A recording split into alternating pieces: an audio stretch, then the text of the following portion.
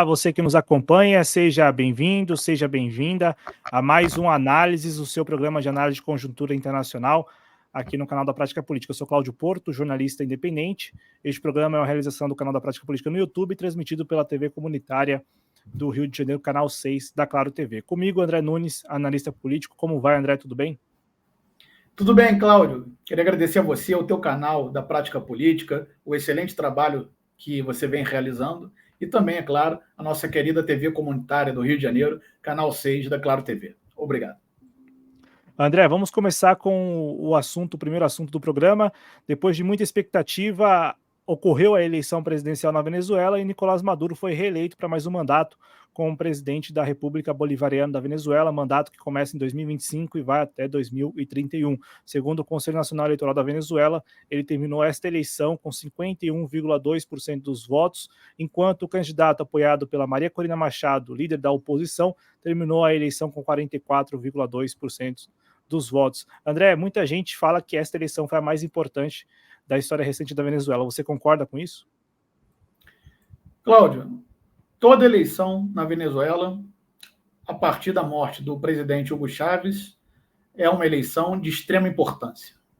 Porque, justamente após a morte do presidente Chávez, as pressões imperialistas vêm aumentando contra a Venezuela e precisamos recordar que, a partir do segundo mandato do presidente Nicolás Maduro, as sanções econômicas dos Estados Unidos recrudesceram muito com Donald Trump, quando Donald Trump ocupava a Casa Branca, com, inclusive, bloqueio dos ativos venezuelanos, ativos de estatais venezuelanas, como a Citigold, bloqueio do ouro venezuelano pelo Banco da Inglaterra e medidas de sanções econômicas draconianas que impediam, inclusive, a Venezuela, mesmo tendo reserva de dólares, impedia a Venezuela de comprar, por exemplo, insumos, medicamentos, porque não podia negociar com os bancos europeus devido aos embargos impostos pelos Estados Unidos. Cláudio, precisamos lembrar também que aqui no Brasil há uma esquerda, da direita nós já sabemos as posições, mas há uma parte da esquerda que torce a cara para a República Bolivariana da Venezuela, mas é importante recordar como a Venezuela foi exemplo em várias questões sociais, inclusive para o Brasil. Durante o mandato do presidente Chávez, a presidente da Caixa Econômica Federal, naquela época era Maria Fernanda, se não me engano, foi até a Venezuela para estudar o programa Missão Vivendas, que nada mais, nada menos é que o Minha Casa Minha Vida no Brasil. O Minha Casa Minha Vida é inspirado em um programa de habitação popular da Venezuela. O governo do PT, ou os governos do PT, porque foram governos de Lula e Dilma Rousseff, sempre se vangloriaram de haver construído dezenas de universidades no Brasil, e é uma verdade, foi um avanço. O governo do presidente Chávez, e também juntando com os governos de Nicolás Maduro, na Venezuela foram construídas centenas, não dezenas, centenas de universidades públicas. Então, esses são os grandes motivos das pressões imperialistas contra a Venezuela. A oposição venezuelana não ataca o governo de Nicolás Maduro pelos seus defeitos, mas sim pelos seus acertos.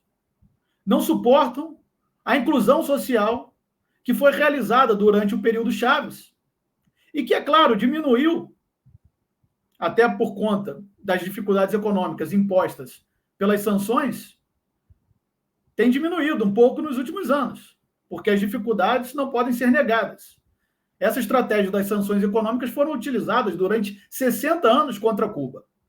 Então, é uma estratégia conhecida, que se repete na Venezuela, mas aquele povo resiste. Realmente, da eleição passada para essa eleição, houve um recuo na votação de Nicolás Maduro, perdeu um pouco de votos, mas continua com uma margem razoável em relação ao segundo colocado.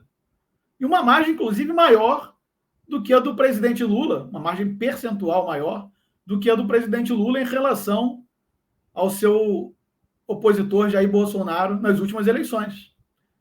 Enquanto no Brasil, aqui, muitos querem questionar o resultado das eleições na Venezuela, parecem agir como as forças bolsonaristas que não queriam reconhecer a vitória do presidente Lula. E é assim que a direita age em toda a América Latina, não somente no Brasil e na Venezuela. Só aceitam os resultados das eleições quando ganham. Quando perdem, não aceitam os resultados das eleições. Nós observamos este caso também na Bolívia, alguns anos atrás, quando não aceitavam a reeleição do presidente Evo Morales e atuaram com um golpe de Estado, assim como tentaram um golpe de Estado do 8 de janeiro aqui no Brasil. Mas, infelizmente, parte da esquerda, rendida a uma campanha midiática de demonização contra a Venezuela, também repete essa retórica de fraude ou de não reconhecer as eleições, enquanto os observadores internacionais estavam na Venezuela. Nas últimas eleições, nas eleições anteriores, até mesmo os observadores do Instituto Jimmy Carter foi presidente dos Estados Unidos, do Instituto Carter, estavam na Venezuela. Então, o que querem mais? O que querem é não reconhecer o resultado das eleições. Essa não é a primeira vez que ocorre no Brasil, essa situação. Nós tivemos esse exemplo antes do presidente Bolsonaro e de seus adeptos, digamos assim, se recusarem a aceitar o resultado das urnas e questionar, inclusive, o nosso sistema eleitoral e nossas urnas. Isso já havia acontecido com Aécio Neves. O nosso público vai se recordar. E agora nós vamos repetir o mesmo discurso midiático, o discurso da Rede Globo, da CNN, dos grandes meios de comunicação. Não podemos aceitar essa premissa. Então, eu recordo aqui mais uma vez, diversos programas sociais dos governos do PT surgiram de programas sociais da Venezuela. Já citei aqui o Missão Viviendas, assim como o Barrio Adentro, que nada mais é no Brasil do que o programa Mais Médicos, que levou médicos para os rincões mais inóspitos desse país, para que pudessem atender a população mais vulnerável. Gente que nunca havia visto, Cláudio, um médico na vida. Esse também foi um programa que surgiu de uma ideia venezuelana de programa social. Então, Cláudio, não podemos nos render a certas premissas impostas pela classe dominante brasileira de questionar o resultado das eleições. Foi mais uma vitória da Revolução Bolivariana. O povo na Venezuela está muito organizado. Durante os comícios, nós vimos manifestações gigantescas, ou seja, o chavismo na Venezuela ainda é muito forte e está preparado para resistir às piores pressões imperialistas que não atuam somente diretamente a partir da Secretaria de Estado dos Estados Unidos, assim como também se utiliza de prepostos aqui na América Latina, de presidentes que atuam como verdadeiros porta-vozes dos interesses norte-americanos ao questionar o resultado das eleições na Venezuela, Cláudio. Então, esse é um breve quadro geral que eu gostaria de fazer aqui na primeira intervenção, Cláudio. Agora, realmente, uma vitória contundente de Nicolás Maduro e podemos ter certeza que, apesar de todos os esforços da oposição para desestabilizar o processo, a Revolução Bolivariana se mantém no Executivo Federal, Cláudio. Ô André, como que você está acompanhando essa resposta da oposição, que não é necessariamente inédita, de não reconhecer a derrota eleitoral? E não só isso, depois do resultado proclamado, porque já houve a divulgação da vitória do Maduro e o Maduro já foi proclamado como presidente eleito pelo Conselho Nacional Eleitoral. Depois desses atos, André, a oposição passou a convocar os seus militantes a ocuparem as ruas de várias cidades da Venezuela, numa tentativa de forçar aí o entendimento da comunidade internacional de que a oposição venceu esta eleição. Como que você particularmente vê mais esse episódio de uma reação que não é aquela condizente com o espírito republicano, já que no espírito republicano quem vence assume, quem perde geralmente reconhece a derrota e já começa a trabalhar a próxima campanha? é como eu falei aqui anteriormente, Cláudio, a direita internacional só reconhece as eleições quando são os vencedores. Essa direita mais radicalizada. Agora, também é preciso recordar que esse é o modus operandi da direita venezuelana desde 1999, quando Hugo Chávez chega ao poder através das eleições, através do voto popular, porque a população já não aguentava mais a década neoliberal que atingiu em cheio a Venezuela, assim como diversos países aqui da América Latina, inclusive o Brasil, e elegeu Hugo Chávez com a plataforma bolivariana. Desde 1999, a oposição venezuelana optou pela violência, pelas guarimbas. Em 2002, tentaram um golpe de Estado, um golpe direto contra Hugo Chávez, que inclusive resistiu, porque Hugo Chávez era tenente-coronel reformado e militares venezuelanos resgataram Chávez de uma ilha, porque a direita venezuelana chegou a prender o presidente. Então, não há novidade alguma nessas ondas de violência perpetradas pela direita na Venezuela. Inclusive, os próprios observadores internacionais foram atacados após as eleições, quando já rumavam para o aeroporto. Encapuzados, vândalos, apedrejaram os ônibus dos observadores internacionais. Ou seja, não é uma questão de não somente não haver disposição da oposição para reconhecer o resultado das eleições, assim como agir de maneira ostensiva contra qualquer observador que admita que o processo das eleições na Venezuela decorreu sem maiores alterações, Cláudio. Sejam observadores do México, do Brasil, dos Estados Unidos, não importa. A oposição venezuelana é extremamente agressiva. Agora, sobre esses processos de desestabilização, Cláudio, nós podemos ter certeza, se há uma certeza, é de que o governo bolivariano está totalmente preparado para resistir às pressões do imperialismo, ao golpismo, não somente através das Forças Armadas bolivarianas da Venezuela, como também das milícias populares. Esse termo no Brasil é usado de maneira pejorativa, mas milícias, na verdade, são forças beligerantes, não deveria ser um termo pejorativo, mas as milícias populares civis armadas na Venezuela, que estão prontas para resistir junto às Forças Armadas Bolivarianas a qualquer tentativa de ingerência internacional e também de golpe de Estado, Cláudio.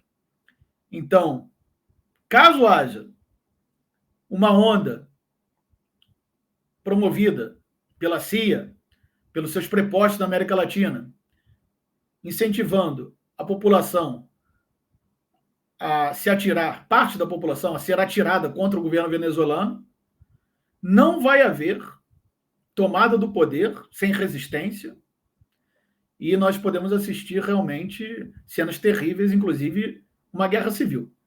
Mas eu acredito que não vai acontecer, porque desde 1999 a Venezuela bolivariana se prepara para enfrentar ingerências imperialistas, Cláudio. Ô André, o governo da Venezuela denunciou um ataque hacker. Segundo o governo da Venezuela, durante o processo da transmissão dos votos, ainda no domingo, 28 de julho, um ataque feito lá da Macedônia do Norte teria comprometido a transmissão dos votos, e por isso que houve o atraso da divulgação completa das atas de votação. Inclusive, o resultado só foi divulgado com 80% das atas já computadas.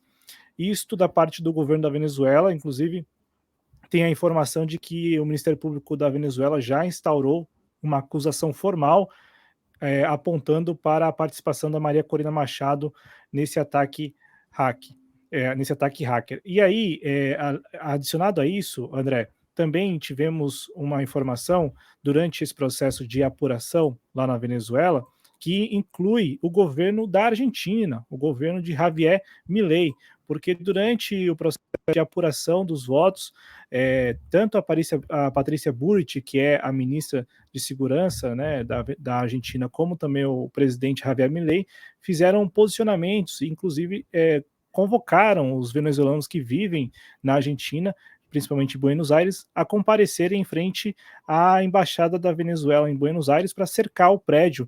Particularmente você, enquanto analista político, vendo essas imagens aí, não te chama atenção e também não indicam que houve algum tipo, ou que pode ter havido algum tipo de intervenção estrangeira nesse processo eleitoral? Com certeza, Cláudio. Você citou a opositora venezuelana Maria Corina Machado, que patrocinou o candidato Edmundo Gonzalez. Qual era a plataforma política de Maria Corina Machado e Edmundo Gonzalez? Privatizações. Privatizar o petróleo e o gás venezuelano. Ou seja, entregar os recursos naturais do país às potências imperialistas. Essa era a plataforma política da oposição venezuelana. Nada mais, nada menos que isso. Quanto à atuação de uma ministra do governo argentino, ora, e também as declarações do presidente argentino, Javier Milei, no âmbito diplomático, é a mesma coisa que Jair Bolsonaro. É a antidiplomacia. Que presidente sai a dizer que não reconhece o resultado das eleições, a não ser que seja um preposto do imperialismo yankee, disposto a atacar, sob as ordens dos seus patrões do norte, qualquer país anti-hegemônico. E uma ministra do governo participar de manifestações em frente à embaixada da Venezuela?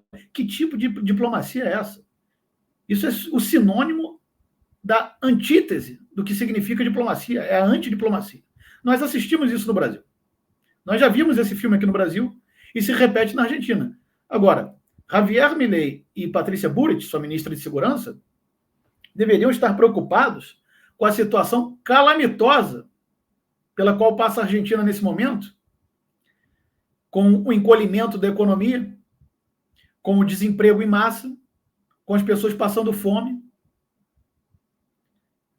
ao invés de estarem incentivando a violência contra a embaixada da Venezuela. A única coisa que nós podemos observar, colocar aqui, é condenar essa barbaridade. O governo argentino é um governo de lunáticos. O presidente é o lunático mor. Estão dispostos a tudo para agradar os seus patrões do norte. Cláudio. Outros governos também agem como prepostos, Cláudio, mas é claro que o governo argentino, pela sua agressividade e ostensividade, fica mais em evidência. Agora, o governo brasileiro deveria se portar de maneira mais contundente, já que enviou observadores, inclusive o assessor especial da presidente da República para assuntos internacionais, Celso Amorim. Celso Amorim estava acompanhando as eleições na Venezuela, inclusive declarou que as eleições decorreram sem maiores distúrbios. Então havia observadores internacionais. O que a direita internacional quer, Cláudio, não são eleições limpas, como eles dizem, porque o voto na Venezuela, você falava sobre os ataques hackers, o voto na Venezuela é auditável. O eleitor sai com seu comprovante de voto, que era uma coisa que a direita brasileira até levantou a bandeira nas eleições passadas, sobre a comprovação do voto. Na Venezuela é assim. Então, realmente, é uma lástima que o presidente Lula demore tanto a reconhecer as eleições. Ele que venceu as últimas eleições com uma margem bem apertada, foi questionado.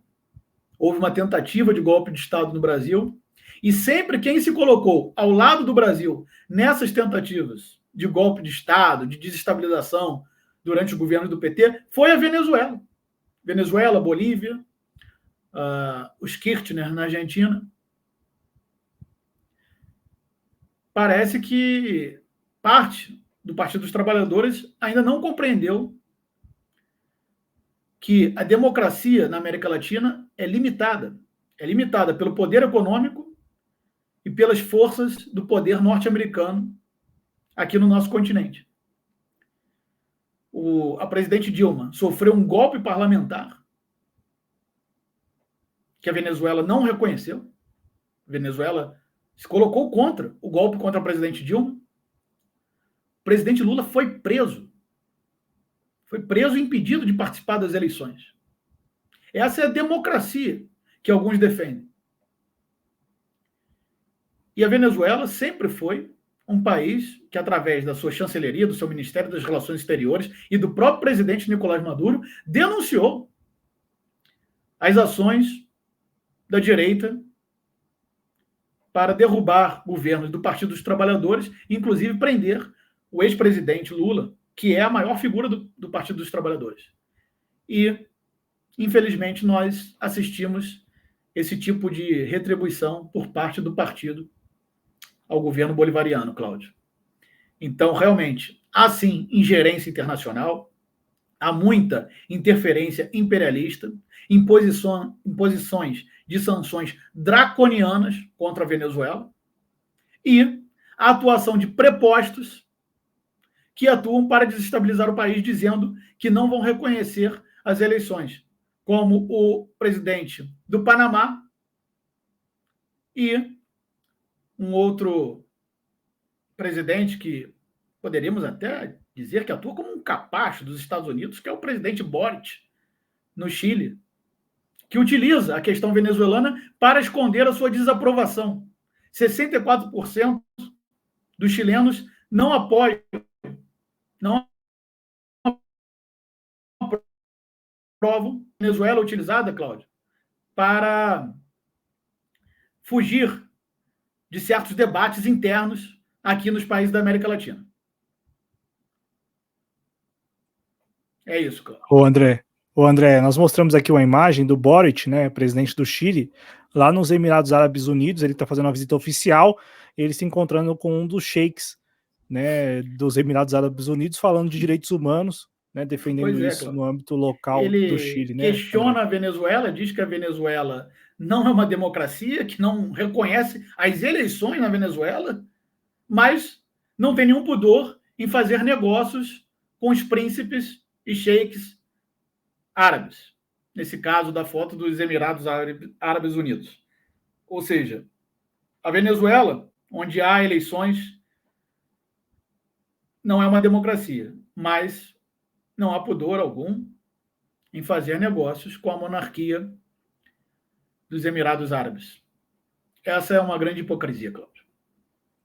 André, eu quero conversar com você rapidinho aqui sobre essa questão do reconhecimento da eleição na Venezuela, porque assim que o processo foi encerrado, assim que o Conselho Nacional Eleitoral declarou a vitória do Nicolás Maduro, alguns países reconheceram a vitória dele, como a Belarus, a Bolívia, a China, né, já reconheceu Cuba, Honduras, Irã, Nicarágua, Catar, Rússia, Sérvia e Síria. Já tem uma galera aí, né, de países que, por enquanto, ainda não reconheceram a vitória do Nicolás Maduro e outros que estão aguardando as atas eleitorais para poder fazer a conferência ata por ata, que é o caso do Brasil. A Alemanha, Argentina, Brasil, Chile, Colômbia, Costa Rica, El Salvador, Espanha, Estados Unidos, Equador, Guatemala, Itália, Panamá, Paraguai, Peru, Portugal, República Dominicana e Uruguai são alguns desses países que não reconheceram a vitória de Nicolás Maduro ou estão aguardando as atas eleitorais. Eu quero te perguntar, sendo bem honesto, o André, o quanto isso é importante? O quanto essa lista de reconhecimento do processo eleitoral na Venezuela é importante para dar tranquilidade ao Nicolás Maduro neste terceiro mandato presidencial? Cláudio, vamos começar fora da América Latina. Quem seria importante para reconhecer o governo de Nicolás Maduro já reconheceu. China, Rússia e o Irã, os maiores parceiros comerciais da Venezuela. É ocultado pela grande mídia que nos últimos anos a Venezuela vem demonstrando uma recuperação econômica, com um crescimento econômico considerável, principalmente nos últimos 2 anos. Então, podemos ter a certeza de que há muito envolvimento da China por debaixo dos panos para negociar com a Venezuela através de empresas chinesas que não se submetam às sanções econômicas. Muitas se submetem, porque a China tem muitos negócios com empresas norte-americanas e bancos norte-americanos, mas a China, com certeza, também tem empresas que não se submetem às sanções econômicas. E do outro lado, a Rússia. A Rússia, que após a guerra com a Ucrânia, enfrenta sanções econômicas, é o país mais sancionado do mundo hoje, passando até mesmo o Irã, e a partir de agora negocia abertamente com países anti-hegemônicos, com a Venezuela, com o Irã.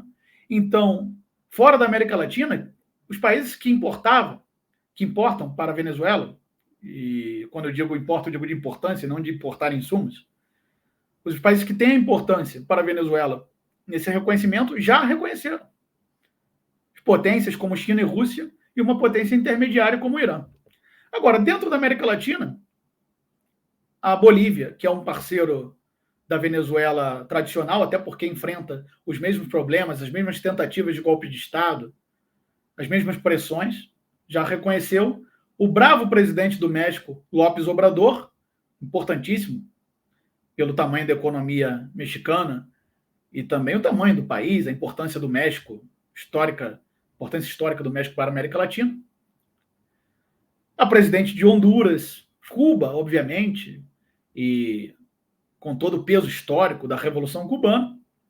E aguardemos o reconhecimento do Brasil, do gigante sul-americano, que também será muito importante para o restabelecimento da normalidade na Venezuela.